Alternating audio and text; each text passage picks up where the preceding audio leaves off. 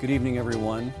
We're here tonight to talk to Dave Moore, my dad, and see if we can get him to tell us some stories and maybe some long, tall tales of his times growing up in Texas, and learn a little bit about the history of his life. Something that hopefully you guys will be interested in, and I know I certainly am. So, Dad, how you doing tonight? I'm doing fine. Good. Good to be here. Well, I wanted to start with some early history questions and start at the beginning. And I know you were born in Texhoma. And That's right. Wanted to find out when you were born and tell me a little bit about your time in Texhoma. How much time have I got? It's going to take a long time. About 95 years of history behind me, so we'll just get started like this. I was born on a farm west of Texhoma. So now, around the house you had milk cows, because you said that you milked cows. And there's a story that Uncle Bob argued with you that it wasn't his fault, and maybe it's not Uncle Bob, where somebody did something to the cow's tail. Do you remember that story? You don't have to bring that up now, do you? Well, I thought folks might want to know. Oh, yeah, I guess so. Well, yeah.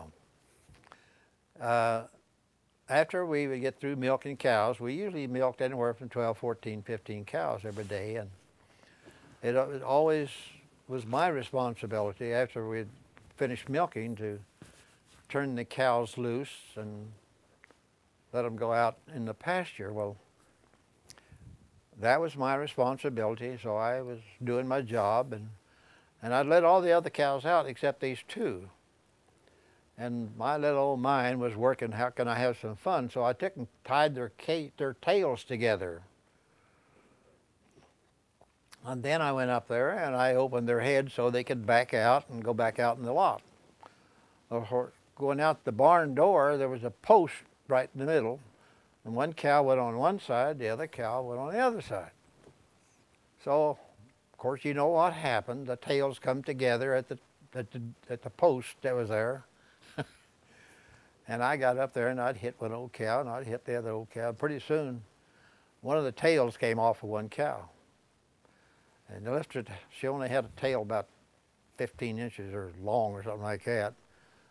And the other old cow had the rest of the tail. Now I got her back in the barn and I got her tail and untied it and went and hid it. But I didn't tell anybody about it, never said a word.